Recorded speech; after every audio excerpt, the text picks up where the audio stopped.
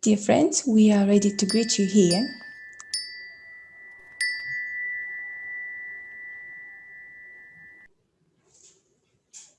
Today we have got listeners from various countries, from Brazil, India, the Philippines, Germany, the US, Bolivia, Ukraine, Belarus, the Netherlands, Canada, Indonesia, Italy, the Great Britain, Turkey and Spain. Now I will give the floor over to the Director of Virtual Research Center, ADR, Mr. Luke Michael Ironside. The floor is yours. Thank you, and welcome everyone to the second study class of H.P. Blavatsky's The Secret Doctrine. We are again gathering, we're coming here together to study a work of fundamental importance. While H.P. Blavatsky's The Secret Doctrine is essentially a work that one must study oneself, a work that one must undertake individually, in that it is a transformative work, one in which one undergoes a spiritual and intellectual transformation in the process. It is also a work that we can come together to arrive at a deeper understanding of certain aspects of the work, and that a shared group experience will help us to put together the jigsaw puzzle of the Secret Doctrine. And so today we're going to really take our first step towards this shared and deeper understanding of the Secret Doctrine. And with that brief introduction, I'll hand back over to Eugenia. Thank you. Dear friends, today we are going to embark on the Secret Doctrine with a prologue. Prologue is one of the most important parts of the book, because there the fundamentals are laid out of two the most important books of the Secret Doctrine, the Cosmogenesis and Anthrogenesis. In this time, since we haven't seen each other, it has been a month already, we received a lot of questions and opinions from you. And there were some concerns whether it is possible to conceive such a doctrine when we meet just once a month. You say that it's not enough? And there are some concerns being voiced that you will not receive the knowledge you need and you will not conceive the secret concept. You say that it's going too slowly. Now, I'd like to point out and to retort to these concerns. Our task is not to try to understand all the fundamentals or all the shlokas that we have in the work. It is impossible to do so. At each class, we are going to share our experience, compare our notes. What we offer, we are offering you one direction of this study.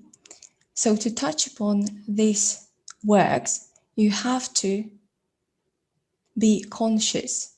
You have to obtain this pristine consciousness. This is the most important part here. It's important to work on yourself and work upon manifestations you have and your thoughts. In Russia, the Secret Doctrine, the group studies, have been studied already for 20 years, so it's quite a long time period. The first book was published in our school, our Theosophic school was studied for 7 years in a row. We had group classes 2 times a week, and of course, each student, each participant had a private work to do, private materials. They had a lot of work to do, but yet they required 7 years just to study the first book. It has been an enormous process to get experience, to get new discoveries. We studied the books, not just the Secret Doctrine books. Many people are asking questions, why don't you study other books, the Voice of Silence or the Key to Theosophy or the Mahatma Letters? To that we answer that when we talk about the Secret Doctrine, we mean that we take into account all the books by Blavatsky, all of the articles she has ever written. Those are the letters of Mahatma and the Key to Theosophy and the Silence Voice and the Astral Way, all of those materials which she wrote. We include them in our course, in our Secret Doctrine. All of that knowledge accumulated there are included in our material.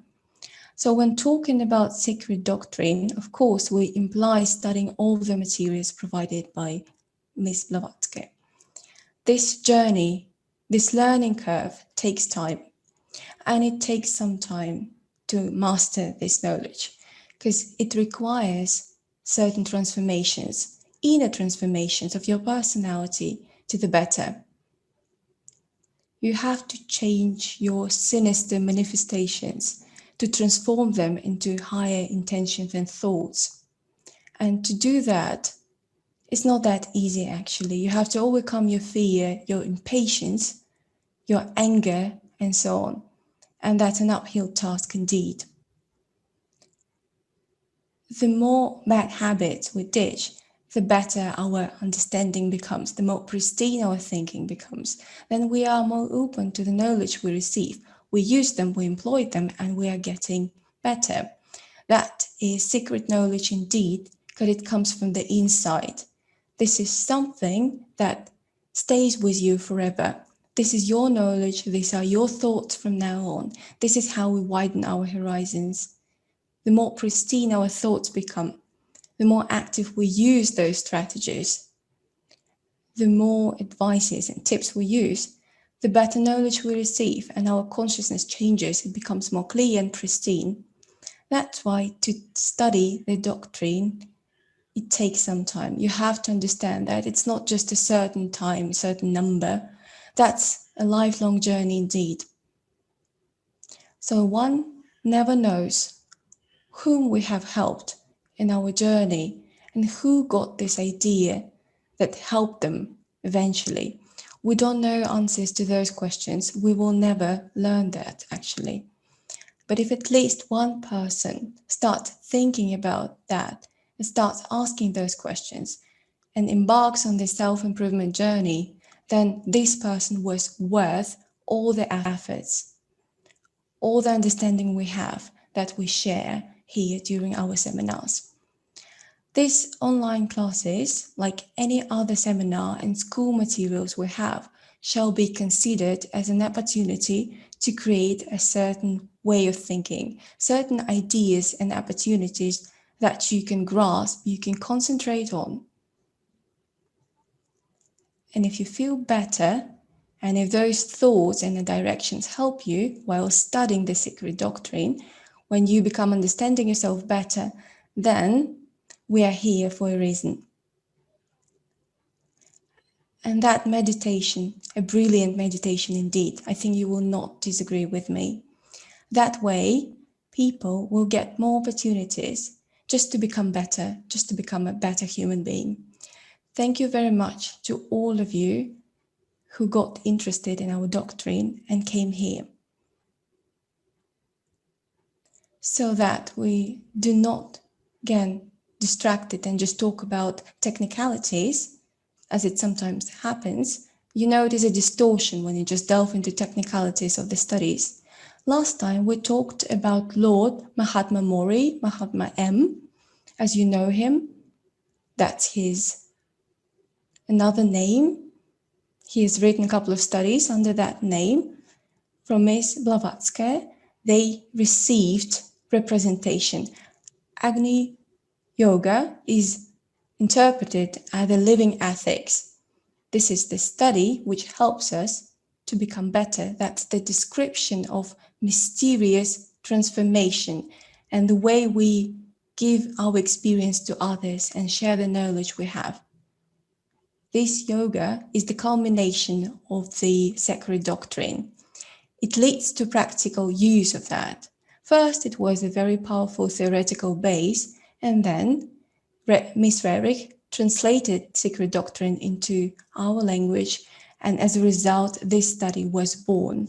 This is the life ethics that can be employed in our everyday life.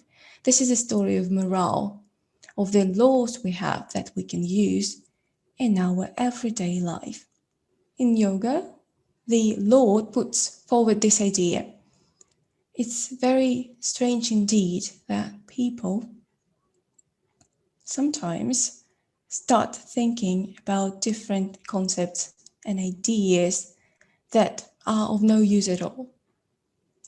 And it's not always the case, it's rarely the case that people actually allow themselves to think about their own meaning, their importance, and their responsibility, so that our classes do not become just elaborate ideas about nothing of pure technical nature, so ideas about forms rather than matter.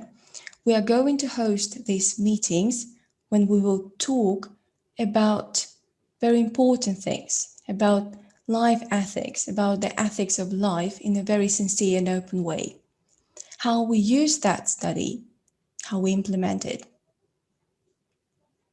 so that a person starts thinking about this importance of their own being. They start thinking about their world, about their life, about their knowledge, and this self-discovery journey. So that the person starts thinking about that, we need, first of all, to achieve a clear mind. If we do not have that, we will be wandering around in the darkness. That's why this fundamental structure is needed indeed, the classical foundation of the cosmos, universe, and the human nature basics. Those are the basics we need, which we receive through Miss Blavatsky. That are the basics of the Secret Doctrine that can help us to attain this clear mind and understanding. The abstract ideas, such as reason without any reasons, we can feel those concepts and live them actually. And we can incentivize our own mind to accept this concept and accept it as the principle which we are going to be guided by. We are going to control our minds, our thoughts, and our intention guided by that principle. And the first idea that comes to the fore here is discovery. As one of the masters of this study says, people can be divided into two categories: people who know and those who do not know. Those who know, they can differentiate the good from the evil. They know where they're going. They know where their course is going to be. They can see clearly for themselves. People who do not know, they cannot distinguish between these two things. They are always in doubt. They don't know where they are heading for. This is the time indeed, this is the epoch which has come already, so that we use the knowledge we have received by Miss Blavatsky. Now, that knowledge is that rich, so that it can bring great benefit. It can sow great seeds that we all can reap. And now, today's world allows us to come together from the different parts of this world and to talk about one idea, one very important idea. How shall we become better? To do that, we have to become closer to the Secret Doctrine. We have to scrutinize it. We have to look at the structure of it. First, the form of it, because a physical form, we all are living in a physical form, as you know, so it's also of some importance.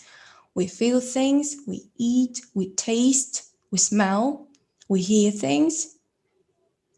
A person, as such, is a form, and it's important to see that form. One of the manifestations of this form as a time scale and the manifestation of the structure of the genesis as a whole and the non-genesis entity, that is all expressed in the Secret Doctrine. Ms. Blavatsky gave us the plan how to achieve that knowledge. Mr. Bakanov and the Russian School of Theosophy gave us Konochak, which allows us to understand the system of the Secret Doctrine, the system of discovering oneself, which was seen through the prism of this world, with a frozen time. The most important thing here, please take your time. Each and every one of us has this individual work that we have to do to achieve that knowledge. We have to expand our understanding. So we have to work to make ourselves better. We have to follow the instructions of our masters. This is what's going to lay down the foundation and start the process of improving ourselves. And it takes time. So today we are going to deal with a prologue. We are going to live this day right now, the 11th of March, under certain circumstances, certain need ends and certain energies. Each and every day is unique because it will be never the same. It will never repeat itself. So the thoughts that we are going to use today, that we're going to feel in the air today, this very thought will be achieved by understanding the prologue that we have today in front of us. We are going to read it today. We are going to analyze it to see it. We are going to perceive it as an energy. For more than 30 years, imagine how many times we have been over this prologue indeed. Each and every time, when working with this material on an everyday basis, we open new ideas, new thoughts, new inspirations, new understanding, new interpretations. Each and every day is unique for that very reason. It's new just because that thought is evolving. The idea is alive. It's never dead. That's why the knowledge we achieve, first we see it just as a form, and then we can tune our understanding of that, and we can feel some subtle matters behind that form. They all can be changed. So today we understand it in one way. We see it under a certain light, under the influence of energies we have today. And it will be an individual take on each and every day. The next time, maybe the next day, or in a couple of days or months or years, we'll take on the same prologue and see different meanings there, different concepts there. So where the understanding is, there our master is. Where is our attention, then this is the learning process. When we pay attention, then we get the results. We are the people who direct our attention and who interpret the sacred knowledge. Today, the new day in combination is unique indeed, as in every day. Today, we're living under our energies of this current year. You can see new day of white ball. The white ball represents realization of strength. White color stands for color that manifests strength and realization. Here we are talking about completion. Each and every year we can feel that power. We have this potential to realize the energy we have accumulated so far. And this year is unique because of that. Today, we see the energies of the month of White Tiger. Our month is the month of White Tiger, the sector of a lion. The sector is unique. The sector gathers the energies, the powers of gods. And when we live in the Nirvana of a white tiger means birth. White color also means the ether or finalized birth or finalized effort. We have the possibility to finalize something and start a new birth, new life. That's why tiger sometimes is translated as death and birth, death of old and birth of something new. In Secret Doctrine, there is a notion of power which gives the impulse of the birth. White tiger symbolizes this sephira, this power. Tiger white is described in the Agni Yoga. The masters warn that white tiger will come to the world and white jaguars will be born. These are people of the sixth race. These are masters of the future. the masters of the next circle for the earth of people of the next race. This energy is so powerful. This Nidana gives us this power, the Nidana of white tiger. White tiger goes under the ray of red light, and it is in red light. Red light is the element of fire, means spirit, and spirit effort through the finalized birth of something new, will accompany us this month and will give us the possibility to progress, to evolve, to make new um, discoveries, to have new thoughts. We can work on our mind to forge new understanding. And this is absolutely amazing that we are here in this wonderful energies in this month of spring. Our week is the week of Blue Bull. It is in the sector of Cancer, sector of Pisces. Blue Bull means realization. Blue color is the element of air or thought, which means blue bull is a realization of thought. Have a look. Blue bull is also under the red light, Mars light, which symbolizes fire or spirit. You see how much energy of fire we have today, the 11th of March, this week, this day, when we have this concentration of fire for let our spirit to realize something new. The fire renews the matter, renews karma. It gives the possibility to introduce new understanding, new energies, but only when we are open for this fire. And we are open for this fire energy when our mind, when we are trying to prepare our mind, to purify it, to be ready to accept these energies. Today is unique.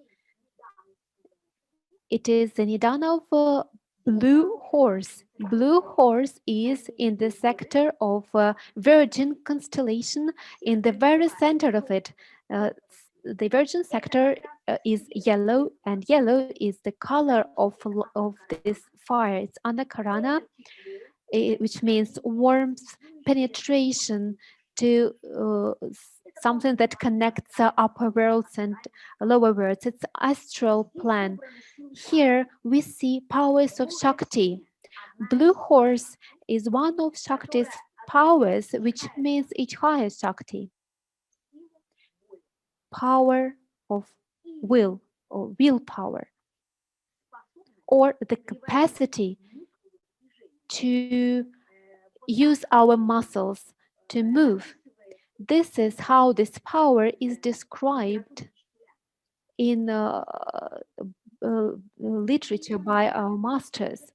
And when we are in this sector of Virgin, in this astral light, in this pure light of fire or soul, in the warmth, in the pure light, of course, here we are not talking about physical shape. We are not talking about our body muscles, activating them. We are talking about our muscles of our thought. We have to think purely, to be light, to cultivate the good impulse. And here, the willpower will help us. Everybody has willpower, and we need to use it to implement it, to realize it this month, this week, and today. The willpower will give us this impulse, the impulse for the muscles of our thought, for our future action. So, the beauty of the fine plane of existence can be directed.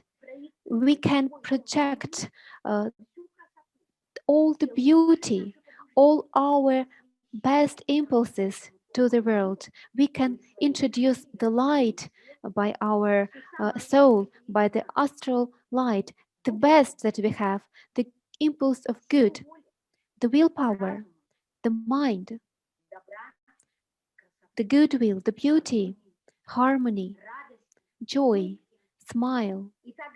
And then this refined world will be lightened by all the colors, and the power of thought, each higher Shakti, which was given by horse for today, will let us have this willpower. The thought of today is given to us by Elena Petrovna Blavatsky in The Pearl of East. This thought is pronounced as follows: the angry fool who is trying to gain the upper hand by insults is invariably defeated by those whose words are full with patience. And here you can see the combination of nidanas in this day. It's very interesting. The power of realization through two bulls, the bull of the year and the bull of the week, the power of birth, the power of spiritual effort given by the tiger, nidana by horse as the law of justice of the thought, will give us, it ought to give us the power of this patience. And the power of patience is done by our own patience, pureness, harmony, and hence we can use this patience in order to overcome all the negative manifestations which will try to stop us. They're given by karma. But when we know nidana of today, of this year, we know the concentration of these energies. When we know the idea of today given by Elena Blavatsky, it always warns us that we have to be ready, we have to be aware about what is waiting for us this day. We can feel, we can forecast these obstacles and be ready to them. And we have to concentrate on the upper thought of love, of harmony, of this manifestation of the higher law. And then we can become the guides of this law. When we do not judge, we do not let our lower manifestations be. We only use harmony and love. And in these energies, we live this day today. The 11th of March for us is, of course, a very particular day, because today, with this combination of nidanas, we got together and we are going to talk about the prologue. So, there is a specific method of understanding the secret doctrine which happens in the sphere of our own thought. How can it be? Every time when we start reading, when we start learning from the clear blank sheet of paper, and mind that everything is starts with this white disk, with this blank sheet of paper. This moment when we touch this work, at this moment we are talking about prologue, we need to achieve the state of this blank sheet of paper, this pure sheet of paper, when we don't know anything. We start reading, and only then our inner memory will manifest as understanding. And then our thought will be alive because it can transform now. Because when we do not have transformation, means our mind is sleeping because there is no movement. But penetration in what is untold, which cannot be told, which cannot be pronounced, this is our inner understanding. We should not invest our knowledge, our previous knowledge. Maybe some of us has read several times the Secret Doctrine, but we do not invest this knowledge into Prologue. we need to read it as if for the first time, and then intuition will reveal the new understanding. This is the most difficult, but this effort will hold from the space the revelation, the manifestation of your own thought. In the prologue are given the description of all 7 stanzas. And here in prologue, we have all the structure, so-called skeleton, of the next 2 volumes of Secret Doctrine, which progressively, in the process of explanation of shlokas and stanzas, will uh, get muscles, blood, nerves, as if it was an alive body. And this process of gaining muscles on the skeleton, this is a long process because the same process will happen with our mind, but everything starts with white blank pure sheet of paper. This is symbolical language, and we understand that secret doctrine was not written with a easy language because it is a secret knowledge. Everybody knows about it.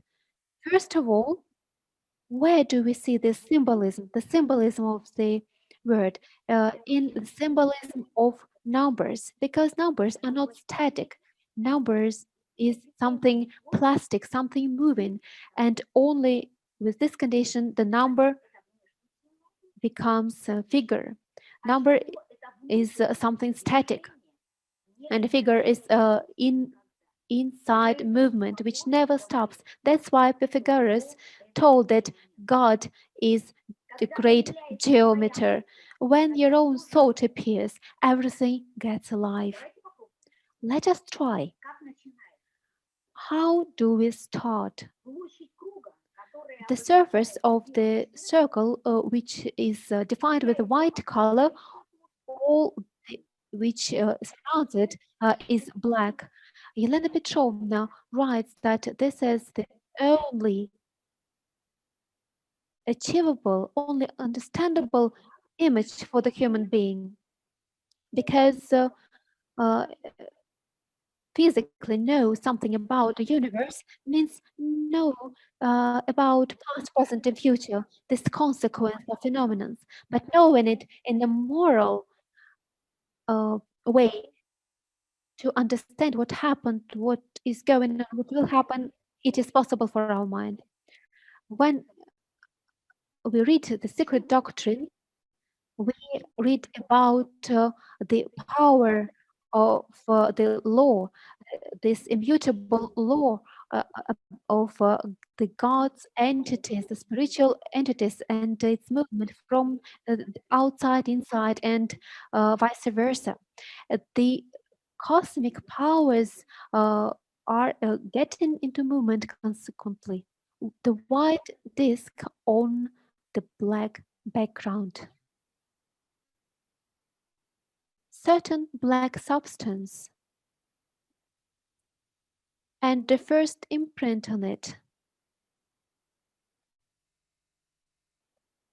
is exactly the imprint of the Absolute, its shadow, which is reflected in the space. And here we see this white color on the black background. The space, cosmos, before the new birth. The energies are dormant, but we see the uniqueness of the God power, and you see that there is no circle in this imprint. There is just a kind of a white color. It's a disk, but it is not a circle yet. When we see the circle, when the circle appears, this color becomes very bright, bright light, white, and we can see this reflection. The circle, as Yelena Petrovna writes, is uh, somehow a force symbol. It is very abstract. It is like a presence which cannot be completely understood. There is an eternity on the dawn of differentiation.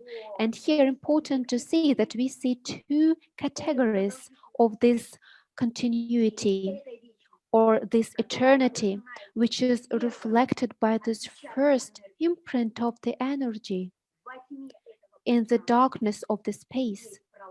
We see Pralaya or sleep or and Manvantara, the beginning of movement. Pralaya, its fullness does not exist. It can only be partial. And in this movement, the ending and the beginning, every time uh, they look like the causes and consequences. They are similar to inhaling and exhaling, Pralaya and Manvantara.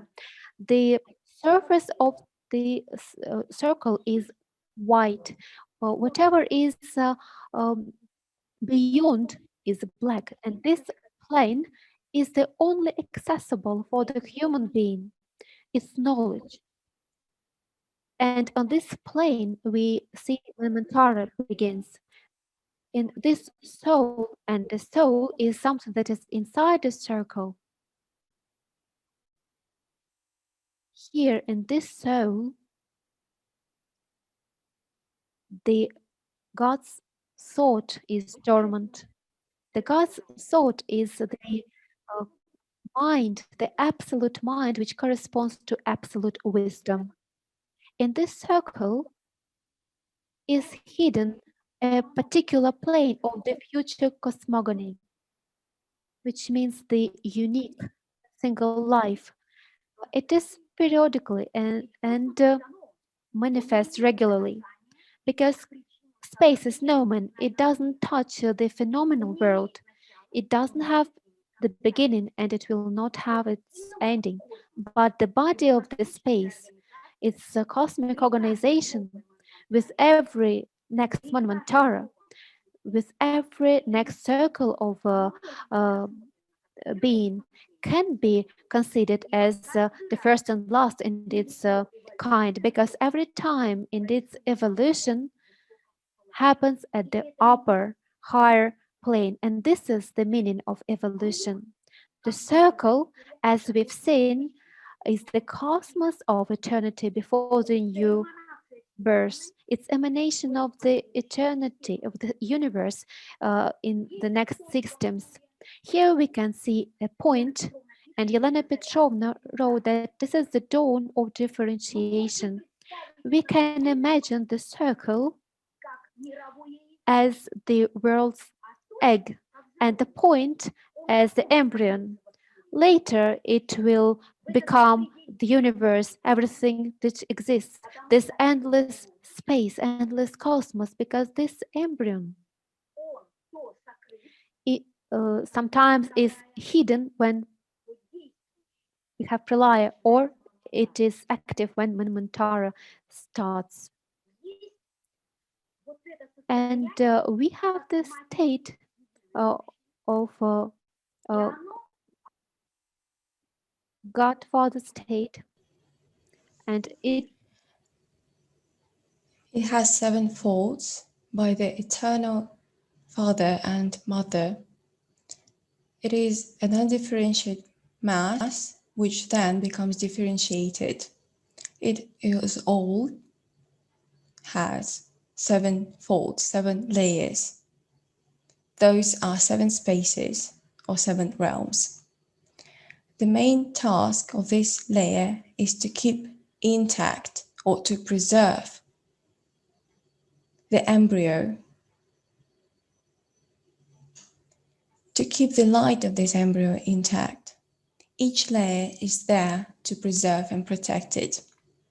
What is the state that we're talking about here?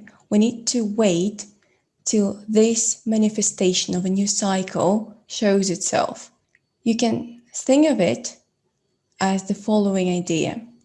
Imagine a woman and a child in her womb that is trying to protect the child during this 9 months. And by this metaphor, you can imagine those images and those first stages of the universe emanating. We've got the time dimension here as well, something which has existed forever and will exist despite the fact whether universe existed or not. What is there always for us? That's the space. Space has no parents. Elena Petrovna is asked the question, what is there that comes and goes? That's the eternal great breath. The great breath is the living fire. The structure of the fire has three folds. There are three components here. What are those components? Eternal wisdom of that fire, that's the light, warmth, and humidity.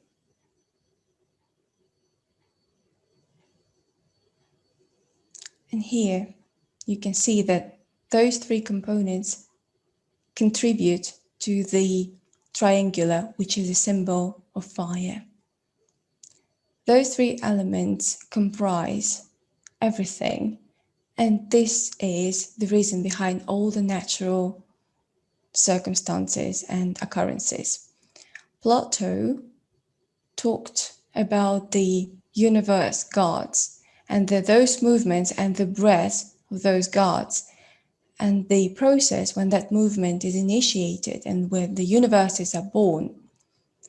Here we have to talk about genesis layers. According to the planes of genesis, once the very first breath occurs, 7 planets appear. Those are one unique entity, sevenfold cosmos, which starts the movement or the eternal breath. All the planets are interconnected with the cosmic elements. Cosmic elements are represented by 7 entities. 5 of those are well known to us already. I think that you know that we're living in the 5 rays within the 5 sub-rays. We're living the 5th circle. So as of now, we know 5 circles. 2 of these 7 circles are still unknown to us, and they will manifest themselves while the 6th and the 7th cycles. Now, we will know what they will be in the future when we get more information about the cycles we're living through. All elements are rather formal. They are aspects of the single entity. That entity is not a quintessence and it's not the air. This is the single entity which is the source. The single element is the source of the quintessence. The 5th element is pro-material, and it can be seen in the air by the end of the 4th cycle to govern over other circles during the next circles. Now we are going to touch upon one of the most fundamental concepts when talking about Prologue and its interpretation. Some people tend to ignore this idea. It also attracts attention to other research. There are many books and articles devoted to this very topic. So there is a lot of focus nowadays on the 3 fundamental statements and propositions of the Secret Doctrine. Those 3 propositions correspond to 3 aspects of the Absolute. It is no coincidence that the 3 absolute principles and the 3 fundamental propositions are represented in the book. It is a certain manifestation of the one single law. This is the future light that is going to show the future cycles and the future works of the first and the following works. Understanding this system, understanding 3 fundamental propositions, and by actively using them, we can use in any thesis in any action and in any thought, see the mechanism behind, the inner workings of this manifestation, and see it in a more clear light. The first aspect is abstract space. This is eternal, immutable principle. And then you can see genesis emanating from this abstract space. The abstract space that on the planes is represented by the mother, giving birth mother.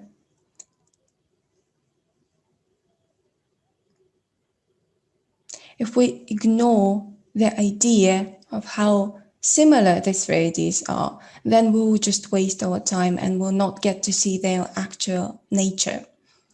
But on the other hand, if we try to actually see each proposition and draw some parallels between the absolute principles, then we can see for ourselves the movements and the manifestations of this law. All in all, we have got abstract space. You can see that on the hologram in front of you. But let me draw it just here for myself. That's light. So you can see 7 components here, 7 planes of genesis, which Irina Petrovna gave us, so that we could analyze any concept, any principle within the Secret Doctrine, understand and see for what it is.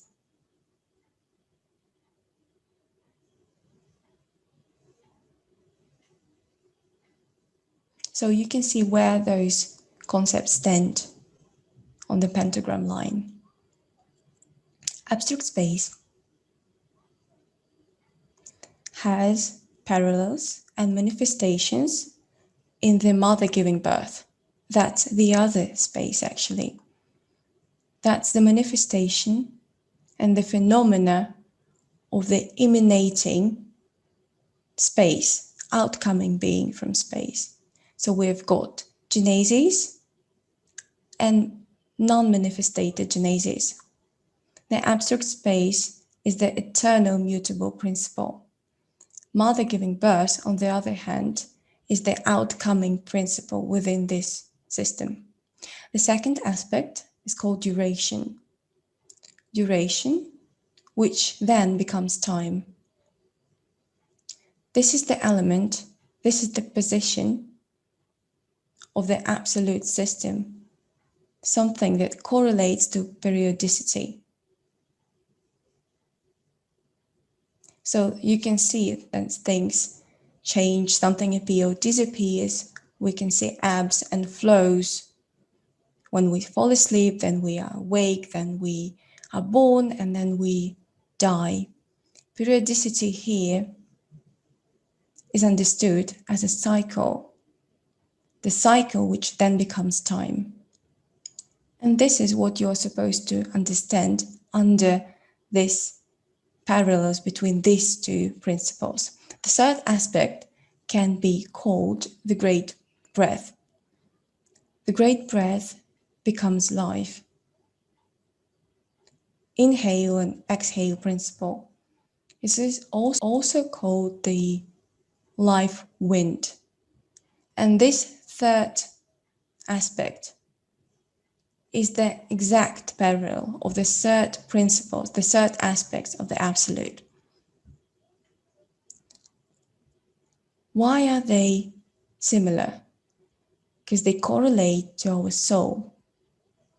Because this aspect of unknown Makorni and every journey of each soul and its transformation journey according to karma laws throughout its life cycle, this soul, which corresponds to the sixth principle of life, this soul has to undergo all the 6 fundamental states of this Manvantara.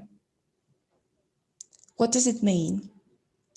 It means that there is a single higher entity state Remember at the very beginning, we had a circle on the whiteboard, and inside that circle, we had an embryo that was being preserved. That light that was preserved, then we can call it monada. 3 united components that represent light and fire, or the body of consciousness. Those 3 elements can be preserved, manifested in any and each and every form of the phenomenal world. And it has its certain identity. First, according with the birth principle, and then it has its own manifestations, which are controlled by the karma laws. They are moving through the karma stages from manas, from mineral to plant and so on, undercoming all of these stages. At the genesis plane, you can see a very similar idea. Let me illustrate that for you. Minerals can be found here. Below you can see plants, then you can see animals, and here at the very bottom you can see a person in the most condescending form.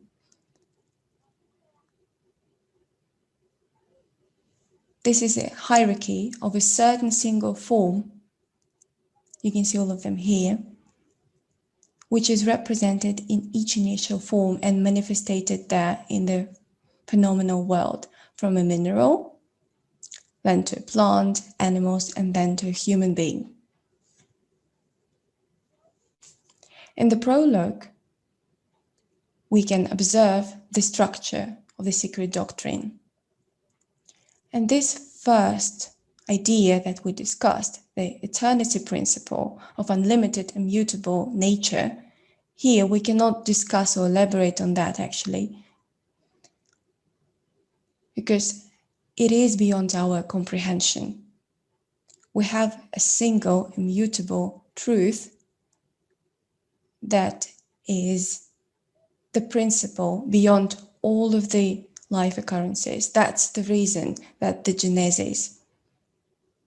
This is not the genesis itself, but genesis is represented here on the one hand as an absolute abstract entity, and on the other hand, it's abstract movement, constant movement.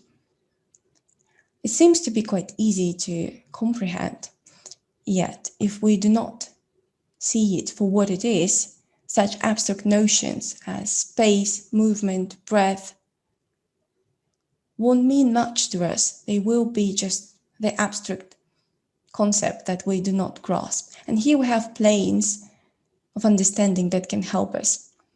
Those are sevenfold principles of manifested and non-manifested worlds. Let us go through all the planes we have here, the skeleton or the foundation of understanding of the Secret Doctrine. Here we can see 3 unmanifested planes. We have the single plan, the plan of gods. Above, you can see the 7-angle star, the triangle within the circle, that the plan of spirit, the single, and the plan of gods. The next planes is the plan of prototypes.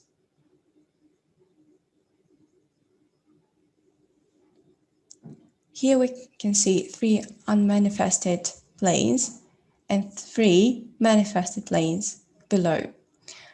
First planes are those of creativity and mind. Then we can see material and educational plan. Here we can see 6-angle star, and the last one is a physical plane, the most condescending one.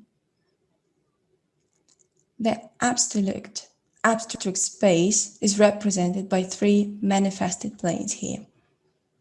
And within that space, we have absolute abstract movement.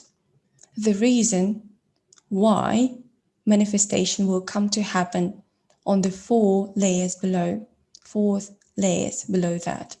The first one is a 7-angle star, plane of gods. You can see how it's represented here.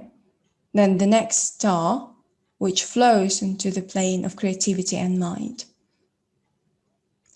This is the second 7-angle star. This triangle here, or the plane of spirit, this is the concentration of all entities, and it can be seen as the concentration of the first third superior powers. As a fire, it takes on a dual nature and then manifests itself at the plane of education. And then it comes to be the star. And on this plane, you can see this scheme. The scheme, which is of great importance, Ms. Blavatsky talked about that at length. She noted that if she was about to discuss all the symbols included there, then she would have to write a lot of books devoted just to that. Shows how versatile that plane is. In yoga, you can see the concept that 7-angle star is the mother of the nature, and the 6-angle star is the symbol of life, that the symbol of fire. The plane of prototype, where the first form of the spirit, which is outside this sector, which then descends to become the part of the fourth circle, it has the manifestation with the world below, or the physical world.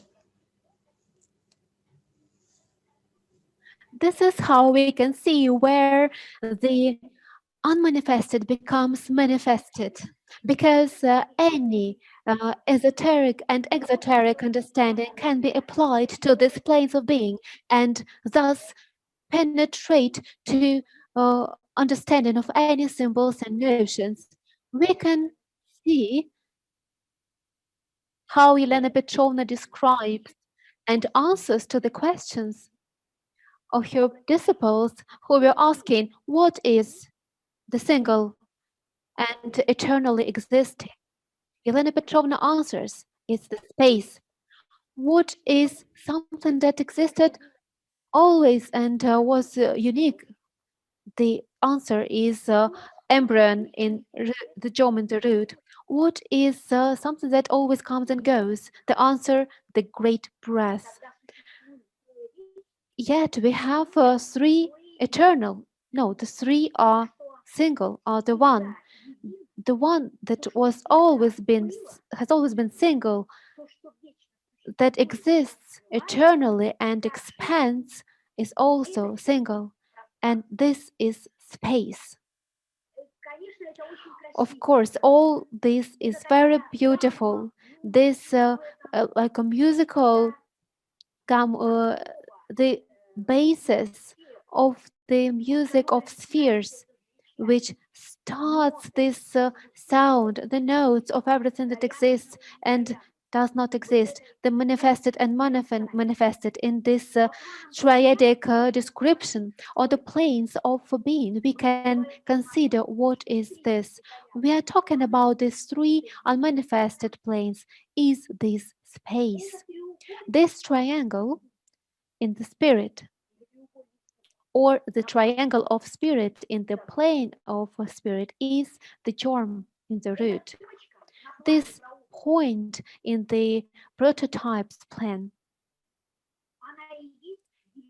is the great breath, which is eternally coming and going to the same point, comes from here and comes to this point. And all this is the unique eternity, because if we didn't have this space, there would be no germ and no great breath. These 3 can exist only together. If something gets excluded, we will not have this possibility for the manifestation of shape, form in the future. Hence, the 3 in one have to drop into the shape, the fourth state, and thus manifest the greater septenary or movement. The three together gives birth the power of movement, the power of manifestation, and as soon as three the same becomes in the same state, this state can be manifested. And here in Prologue, Yelena Petrovna comes to the notions of logos. You know, I think sometimes how much is told in Prologue about cycles, about time, about lengths, about Manvantara Pralaya, about Parabrahman, about Brahma, about Brahma. It is told about race, about logos, about Takata, about human races. Thus, Prologue is the entire mysteria which combined the two volumes of Secret Doctrine. And as soon as three got blended into one state and are ready to manifest, Elena Petrovna starts describing logos. She tells us about the first symbols, which is circle, the first unmanifested logos. To remember the white circle we drew on the dark black background. The second logos, when the diameter appears, means matter and spirit together, the radius in the circle. This is logos number 2. When it comes through the germ, it acquires a duality. It splits.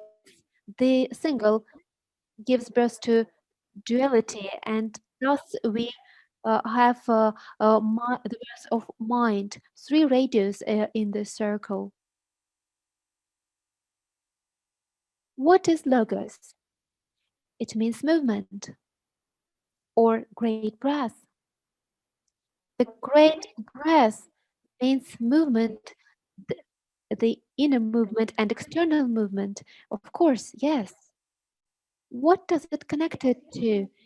It is connected with the exhaling of the ununderstandable entity which gives birth to the world, and inhaling on the opposite makes it disappear. Thus, the notion uh, gets burned, the light in the darkness and darkness in light. This is the breathing which is internal. You see how beautiful it is. Yelena Ivanovna Rudek in Agni Yoga notices that the fire can be crystallized, but its normal state is light. And as we talked about, this light is here on the plane of prototypes. This is the state of nirvana. This prototype plane corresponds to nirvana or light, where light is in darkness and darkness is in light. There, the breath, which is eternal. And from here, we see the exhaling of an understandable entity. And this exhaling gives birth to the first world, the world of mind and creativity. It comes from the inside outwards when it is everywhere, and from outside inwards when it is nowhere. From inside out, getting concentrated in this point, and from the inside out, and gets back to the same point. And you see, in the as a number, we can see the number, the figure 8, but 8 is symbolizes the eternal movement from outside inwards. These are 3 first planes of spirit without form, and from inside out, these are 4 lower planes, and everything goes back to the same point of light. The first cannot be absolute, writes Elena Petrovna, because it is manifestation itself. In its absolute, the unique principle, in its 2 aspects, Parabrahman and Mula Prakriti. It does not have gender. It is unconditional and eternal. But how can we feel it? Everything seems clear. We have the unique principle, absolute, which has two aspects, Parabrahman and Mula Prakriti. In Theosophic dictionary, we can read what it means.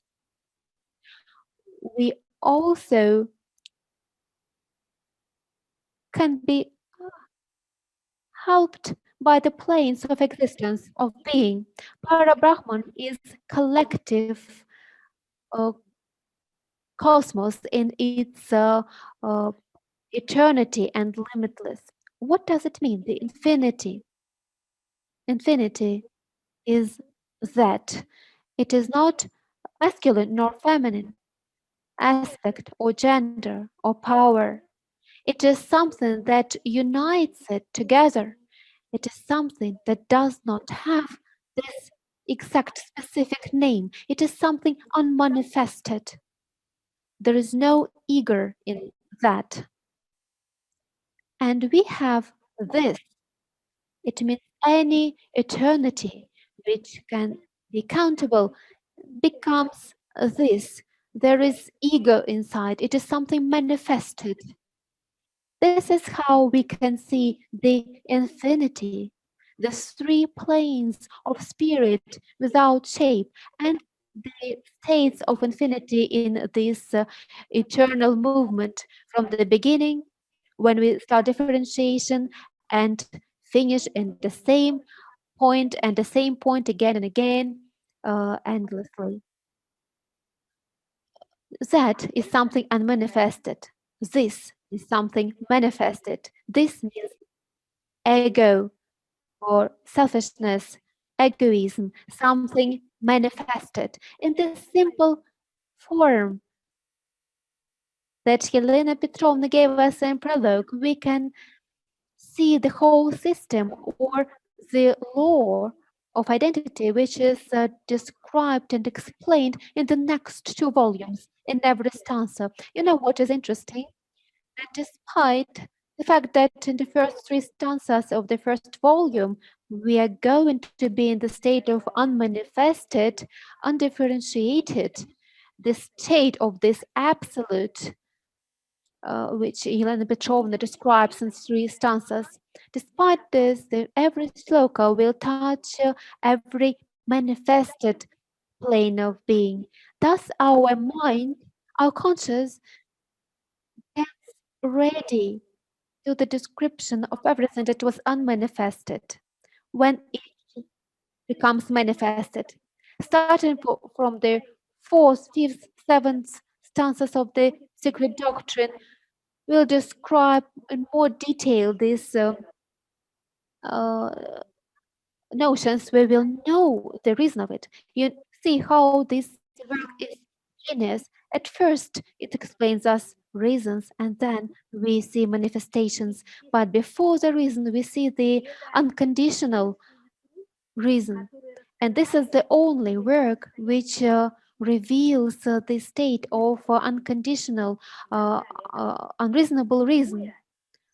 The root without root, this state of measure which does not have measure, no limits.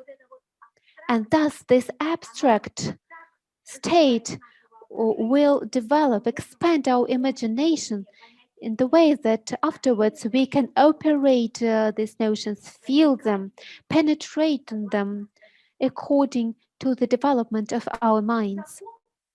The law, Elena Petrovna writes that it is the divine thought. And in this divine thought is hidden the plane of every next cosmogony.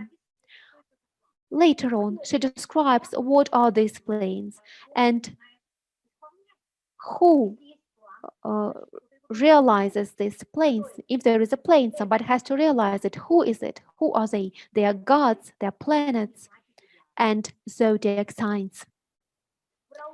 In Prologue, Helena Petrovna gives us this thought, the idea of a medium, something that connects everything together. And here, Elena Petrovna is talking about zodiac signs as a plane of cosmogony, the plane of evolution. We know that the planes of being and the consequence of these stances can be considered according to Kala Chakra, where every sector corresponds to certain plane of existence, plane of being, hence particular stanza.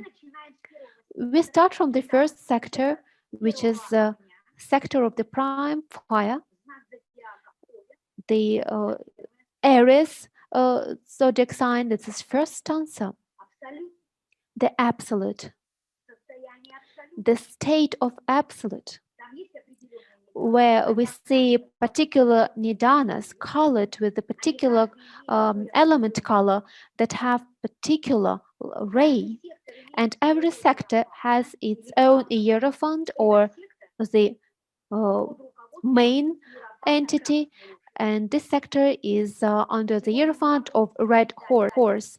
Today we are in the nidana of blue horse. Horse means law or justice. The red color is the element of fire or spirit, the law of the justice of spirit. This is first stanza or the sector of Aries. The second is Taurus, the plane of gods, the stanza number 2, which is called the plane of divine mind, divine light, which also has its rays, its nidanas, its hierophant.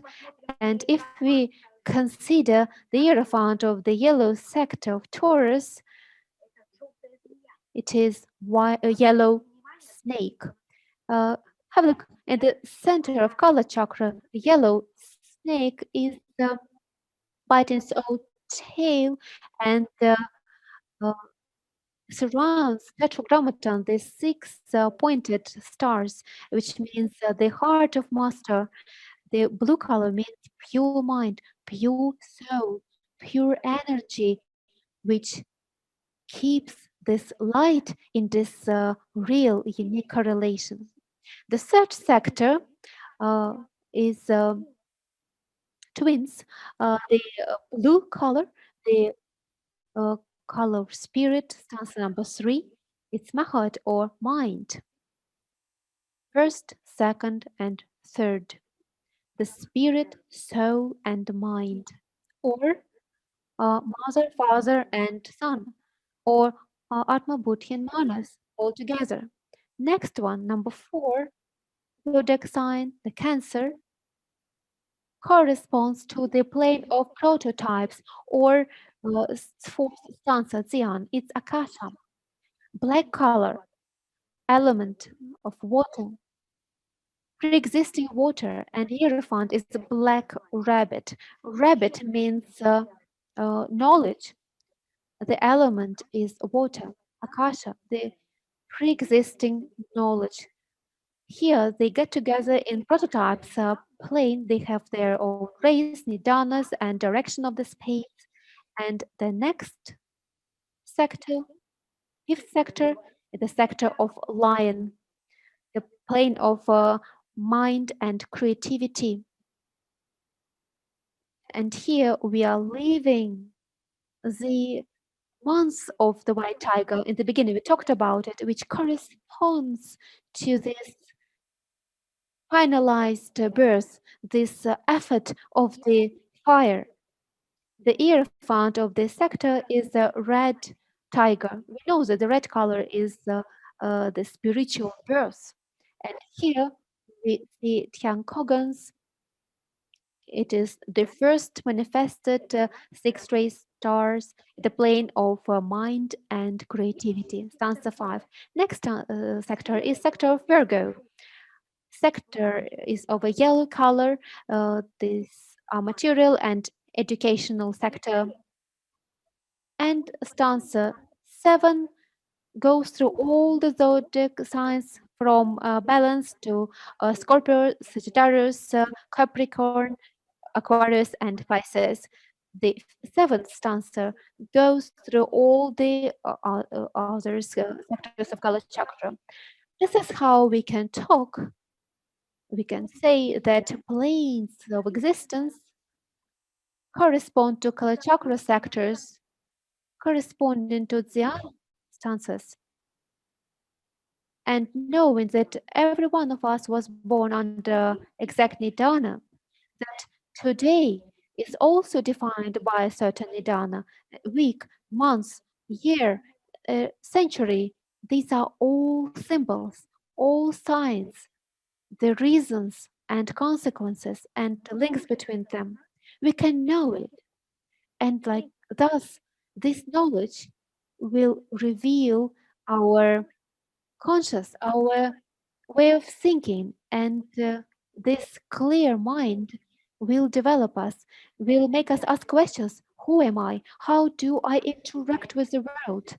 And thus we can feel responsibility. This is how we can get free from our lower manifestations. And the more we get rid of our low manifestations of personality, the less we suffer, the more pure mind we acquire. In the prologue, when Yelena Petrovna writes about this scheme, this skeleton, you see how many notions just today we touched, we've seen. Of course, we do not have the aim of going through the whole prologue today. As you remember, I told that once we started it for the whole year in our school, we can it can take us the whole life to study it, and it will change, and our perception of it will change, our understanding will evolve and transform. But in this prologue, we see this skeleton, the scheme of the planes of being, of logos, and even races. Well, here I'd like to we have some time to define the thought. The first shape about which Elena Petrovna talked in the very beginning of our seminar, the first symbolical figure is circle. The first presentation that you can see here, which is of periodic nature, which comes from the outside into the inside, that's the dot within the circle. The very first phase, or rather the phase which transformed this into a diameter, which then can be separated. So one entity becomes two. Here we have the matter and the form, the future and the past. This is the diameter which represents the future, the present. This divine, pristine nature as such. When it happens, we have the manifestation of the cross, the first cross. Yelena Petrovna gave it the name of the cross of the world. This is the state or the third race. That's the beginning of life, of spirit, which we touch upon within the third race, in the sub-race. When that happens, Yelena Petrovna elaborates on that idea. There is no circle anymore. As a result, you can see that demise of a person, that's the fourth race. And when it happens, the demise happens. The first form, or the cross, when we get that manifestation, then this relativity, that circle, which has always been there, just disappears. So the relativity and the symbol of the circle which we had just disappears because we have the first form, which is the cross, or the life itself. So any septancy is comprised of two components. First, the circle, the triangle of the spirit, and then the cross of life. That's the first septency. 3 and 4, which make 7. As a result, we can see that as a single entity, the 7 ray.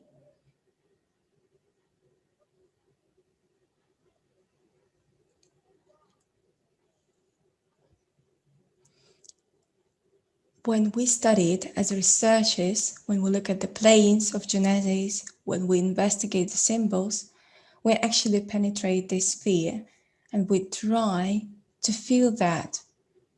We try to live through this phase. We are looking at these elements, analyze it, Nidana and Koma Chakra, and rays, and in all the symbols we have at our disposal. Then we have new paths, new ways of understanding our everyday life. I would like to believe that the knowledge which can be discovered within each and every of us, that the understanding of our own inner nature, that is the book, the secret knowledge that is buried within us. That's the potential that we have, the one that we have to explore like a book. And I hope that each and everyone will find that potential and tap it. Some time ago, we opened the Secret Doctrine and we saw that world. I hope that one day we'll be able to open ourselves and to find that pristine light within us. We can use it, we can harness that energy, we can confirm that energy, make it grow stronger, and it can go through all the stages of the phenomenal world, and it can harness and preserve that light within us. Elena Petrovna touches upon Vishnu and Brahma. Brahma, from Sanskrit, means to grow or to spread. Vishnu, on the other hand, can be translated as to penetrate or to enter the very nature of being or genesis. We have the unlimited space where Rishi, Manu, and the gods and all the objects existed are just the powers of this universe. And that light, which says them to grow and to enter, this is indeed the manifestation of the evolution powers, which force us to move and develop. That's why acceptance of the knowledge and the trust towards that energy of this power. In the prologue, Elena Petrovna talks about Vahata at the very beginning, talks about this connection process, the connection, the way it gets to the phenomenal world. The creativity energy can work miracles indeed. A person can get healed, recuperate from a deadly disease, and we know there are many examples of such cases. Blind could see, those who couldn't walk could start walking like a regular person. That's the power of creativity. People can challenge themselves, can transform and be reborn. And by doing that, we can change the world. And that is why we need that study, which is there to help us. The Secret Doctrine and the culmination, Agni Yoga and the life ethics. This is the way we can use this knowledge in everyday life. That was a short, brief review of the doctrine. I told you about the transformations, the way Nidans interacts, about energies and symbols. I told you about the thought of today's, and that is why the occurrences which we are to be cherished by. So we should learn by that. We shouldn't be greedy and silly. We shouldn't try to become better by showing our negative side, by insulting others. Rather, we have to win ourselves. We have to use the words of patience, those very words that stand for beauty, love, and harmony, which is actually the God. That's how, by keeping your patience, by growing, you use this light, you fuel that light within you, the light that we talked about at the very beginning. We preserve it within ourselves by doing that. To have this clear, great breath, to live and to create. Thank you very much for your attention. Now I would like to give the floor to Mr. Luko Michael Ironsider. Could you please summarize the aspect that we talked about today? Thank you. And I'd like to once again thank Eugenia for a very comprehensive overview of the prologue of the Secret Doctrine. I think it's very helpful for everyone to have the pictorial form that you used in your presentation. Sometimes momentous and large and vast in its scope as it is, we can at times perhaps get a bit overwhelmed. But by presenting it in the way that you did today, with clarity and through the graphs and the pictures that you displayed on the board, it helps us to arrive at a bit of a deeper understanding of where everything fits together and how point A connects to point B. And it helps us to wrap our minds around these very important concepts a little bit better. So I do thank you on behalf of the Virtual Center for Theosophical Studies. And as you mentioned, also, I do think that it's true that the Secret Doctrine is a lifetime study. It's something that you return to again and again throughout one's life and throughout one's, so it is something that we return to again and again, and each time with a new perspective and with new understandings of the content.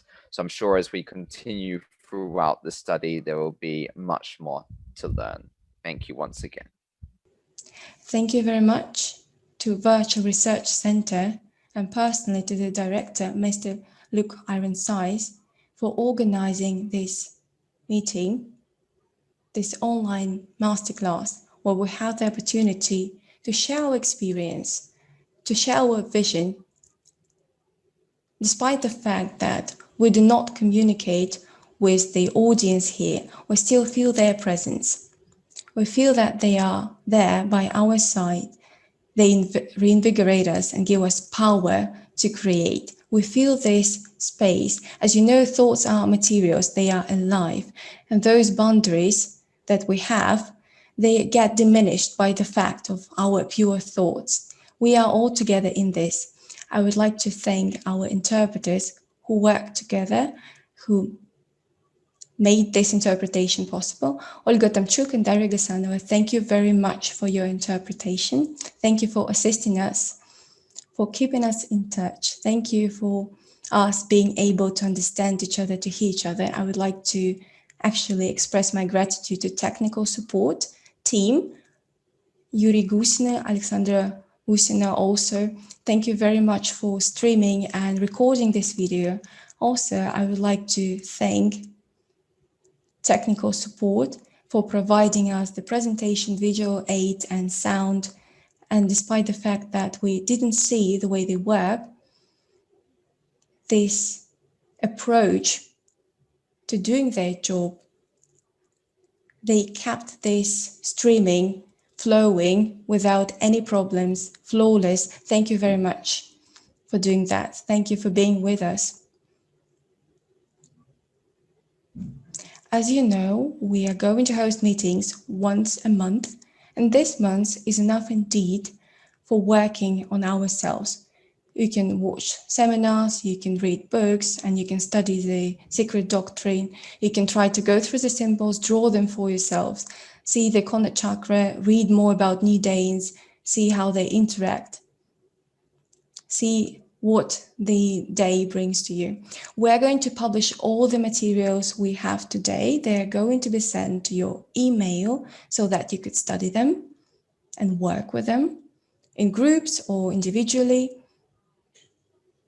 In case you have any problems, if you have any discoveries or you have anything to share, please write the director of the research center, Mr. Ironside, and you know his contact details. the Russian listeners know that they can always address me. You have our contact details. They're going to be published. Each and every lesson we are going to devote on one flag. And the next time we are going to talk about the first flag, the first dance. And then we're going to move on to the next one. And during this masterclass, you can ask questions. You have the special answer question section for that. And in the future, when we will have a working group which has one united vision, then we can come together and we can interact by talking about each and every aspect you studied. We can talk about stanzi in online discussions. We are waiting for your answers and questions. We're eager to receive your questions. Thank you for your interest. We are going to have the next class on the 5th of April. We're going to talk about the first dance and Shlai. Please come prepared. Bring your questions, which you might come across and might have during the studying the materials. Thank you very much for studying with us. Thank you for listening to us and being with us tonight. We hope that you will work hard individually, you will study and discover more. I hope that you will master this great knowledge. We are always there with you, light and love, always with you. Goodbye.